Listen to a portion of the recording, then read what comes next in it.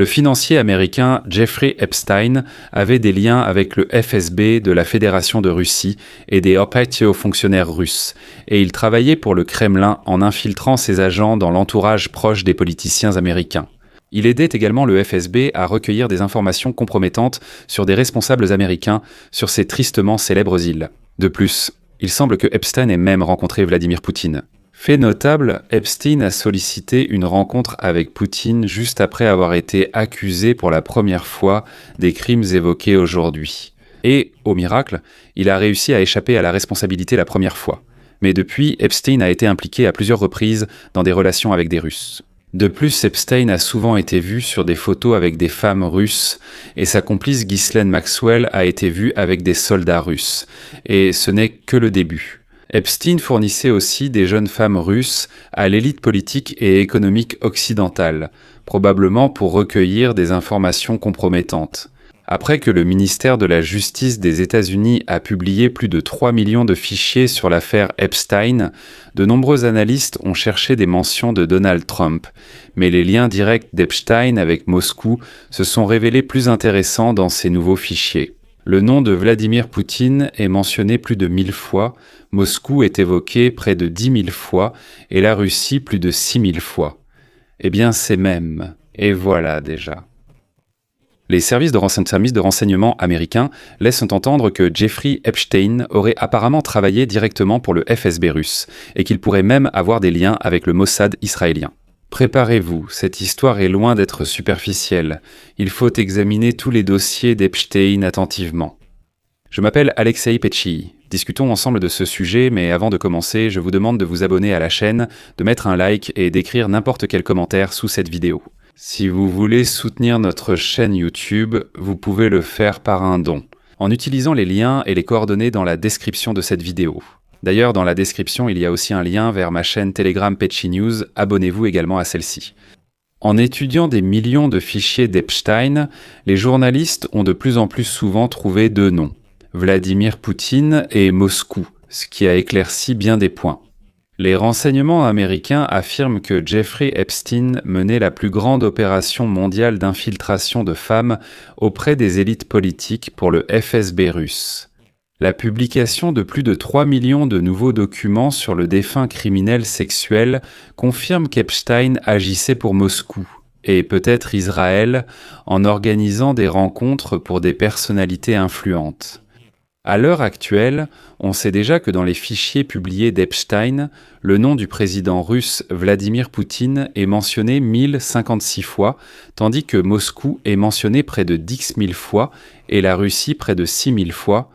Apparemment, Epstein a même réussi à obtenir une audience avec Vladimir Poutine après sa condamnation en 2008 pour avoir impliqué un mineur dans la prostitution. Après cela, plusieurs épisodes intéressants ont suivi que nous allons discuter aujourd'hui. Et voilà, des sources du Daily Mail affirment que les liens avec le Kremlin pourraient expliquer pourquoi. Epstein semblait mener un train de vie ultra riche, absolument incompatible avec sa carrière de financier. Oui, il gagnait bien sa vie, mais cela n'expliquait pas comment il avait soudain 2 îles et beaucoup d'argent. Voilà un point intéressant. Dans les nouveaux documents de l'affaire Epstein, le financier américain est présenté comme gestionnaire de la fortune de Vladimir Poutine, sous-entendant qu'Epstein ne se contentait pas de recruter des jeunes filles, mais qu'il était aussi impliqué dans la gestion d'une partie de la fortune du dictateur russe, et, soit dit en passant, pas seulement la sienne. Epstein, selon les documents, offrait des services comparables à ceux fournis à l'ex-dictateur zimbabwéen Robert Mugabe. Et c'est là qu'apparaît tout de suite le premier moment gênant. Actuellement, aux États-Unis, on affirme que les services de sécurité américains surveillaient Epstein depuis des années, mais que leurs collègues britanniques faisaient preuve d'hésitation à cause des liens d'Epstein avec André Mountbatten Windsor. On disait qu'il ne fallait pas enquêter sur la hiérarchie. Mais maintenant, il a été révélé qu'Epstein avait proposé à André Windsor de rencontrer une belle femme de 26 ans, une Russe en août 2000, 2 ans après la condamnation d'Epstein et son départ pour Moscou. C'est à ce moment-là que l'affaire devient encore plus compliquée. Et maintenant, je vais citer le Daily Mail. Des experts du renseignement américain pensent que Epstein a été mêlé à l'espionnage via des liens avec Robert Maxwell, magnate des médias déchus, mort aussi dans des circonstances obscures. Pour Maxwell, son corps a été retrouvé flottant dans l'Atlantique en 1991. Il serait apparemment tombé de son yacht. Epstein a été retrouvé pendu en 2019, mais ses proches pensent qu'il a été tué pour le faire taire. La fille de Maxwell, Ghislaine, purge une peine de 20 ans pour trafic de mineurs à des fins d'exploitation sexuelle et d'autres crimes liés à sa relation avec Epstein qu'elle aurait rencontré peu après la mort de son père. Alors pourquoi ai-je mentionné tout cela à propos des services de renseignement américains ? Ils ont affirmé que Robert Maxwell, père de Ghislaine Maxwell, aujourd'hui en prison, travaillait pour la Russie depuis les années 1970, alors qu'il organisait l'extradition de juifs soviétiques vers Israël avec le Mossad. Et plus tard, la fille de Maxwell, Ghislaine, blanchissait de l'argent russe en le transférant vers l'Occident par l'intermédiaire du financier Jeffrey Epstein. Et on considère que c'est Maxwell et le FSB de la Fédération de Russie qui ont présenté Jeffrey Epstein, un magnat du pétrole, aussi lié au service de renseignement russe. L'enquête sur les opérations commerciales de Robert Maxwell a révélé des liens non seulement avec le KGB soviétique, mais aussi avec le Mossad israélien et le MI6 britannique. Les agents de sécurité américains pensent également que Epstein avait de longues relations avec le crime organisé russe, qui aurait pu le faire chanter. Cela pourrait expliquer avec quelle facilité Epstein pouvait faire venir des jeunes filles de Russie sur ces îles en avion. Personne ne se demandait même ce qui se passait réellement, où cet Américain emmenait ces Russes. Voici ce qu'affirme une source du Daily Mail dans le renseignement américain. Andrew Windsor. Bill Gates, Donald Trump, Bill Clinton et d'autres ont été compromis sur l'île, équipés de nombreuses technologies de surveillance. C'est la plus grande opération de piège à miel au monde. Cela expliquerait les rumeurs sur des dossiers compromettants du Kremlin sur Donald Trump et d'autres. Je précise qu'il s'agit d'une hypothèse, mais elle suggère que certaines jeunes femmes russes offrant des services sexuels sur l'île d'Epstein étaient des agentes du FSB russe. Les lettres d'Epstein révèlent encore plus ensuite. Dans une lettre à Epstein datée du 11 septembre 2011, un complice inconnu évoque une rencontre avec Poutine lors d'un futur voyage en Russie. Cette personne écrit à Epstein « J'ai parlé avec Igor. Il a dit que la dernière fois que vous étiez à Palm Beach, vous lui aviez dit que vous aviez un rendez-vous avec Poutine le 16 septembre et qu'il peut réserver un billet pour la Russie afin d'arriver quelques jours avant vous. » On a également appris qu'Epstein avait une autre rencontre prévue avec Vladimir cette année-là.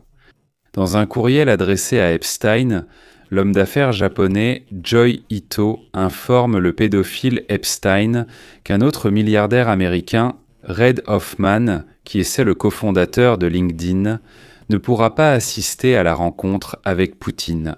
Ito écrit « Salut Jeffrey, je n'ai pas pu convaincre Reid de changer son emploi du temps pour voir Poutine avec toi. » Dans un courriel suivant à Epstein, Ito annonçait l'annulation de la rencontre entre Epstein et Poutine. Le 17 juillet 2014, des terroristes russes ont abattu un avion de Malaysia Airlines au-dessus de l'Ukraine. Dans un autre courriel de novembre 2010, Epstein demande à quelqu'un s'il lui faut un visa russe et ajoute « J'ai un ami, Poutine, dois-je lui demander ?» Et voici la révélation la plus importante et la plus retentissante. Parce que dans d'autres courriels, il a été découvert qu'Epstein affirmait pouvoir fournir au Kremlin des informations précieuses sur Donald Trump à la veille du sommet avec Poutine à Helsinki en 2018. Epstein a alors transmis directement le message à Thorbjørn Jagland. C'était le secrétaire général du Conseil de l'Europe, afin qu'il contacte Sergueï Lavrov, ministre russe des Affaires étrangères, pour qu'il explique comment Poutine pourrait mieux gérer Trump. Epstein demande « Organise une rencontre avec Lavrov pour transmettre des infos à Poutine via Lavrov. Poutine pourra ensuite s'en servir comme levier lors des négociations. » Je rappelle que c'était en 2018. En 2019, Epstein s'est pendu. prouvant qu'il savait risquer gros. Au final, en 2018, Poutine et Trump se sont rencontrés lors du sommet d'Helsinki. Et après cette rencontre, comme vous vous en souvenez, Donald Trump était d'une humeur massacrante. Et c'est à ce moment-là qu'il a déclaré publiquement pour la première fois lors de la conférence de presse que la Russie ne s'était pas ingérée dans l'élection présidentielle de 2016. Et en général, il fait plus confiance à Vladimir Poutine qu'au service de renseignement américain. Mais ce n'est pas tout.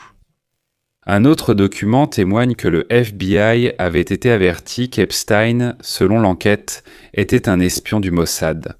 Et ici, le puzzle se complète avec une citation du rapport du FBI. Jeffrey Epstein était proche de l'ancien Premier ministre israélien Ehud Barak et avait reçu une formation d'espion de sa part. En juin 2013, Epstein a écrit à Barak. Je cite.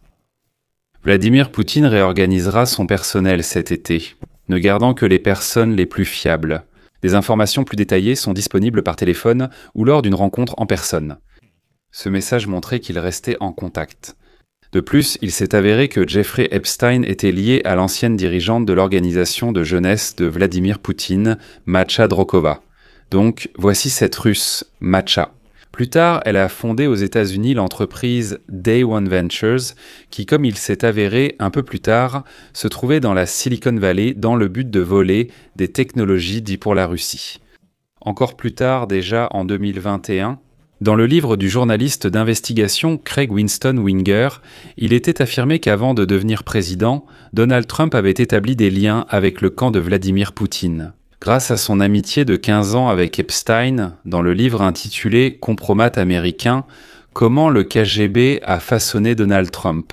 Winger affirmait également qu'Epstein comptait sur des proxénètes russes qui lui fournissaient de nombreuses jeunes filles, sur lesquelles il exerçait ensuite des violences. Winger pense que le FSB aurait pu obtenir des documents compromettants à partir des nombreuses vidéos qu'Epstein aurait réalisées avec ses célèbres amis et avec ces jeunes filles russes. Je vais m'arrêter là.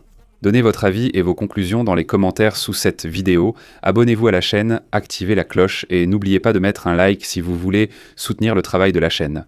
Vous savez déjà que tous les liens et informations sont dans la description de cette vidéo. Je vous serai reconnaissant pour tout soutien de votre part. C'est tout pour aujourd'hui. Prenez soin de vous. Au revoir à tous.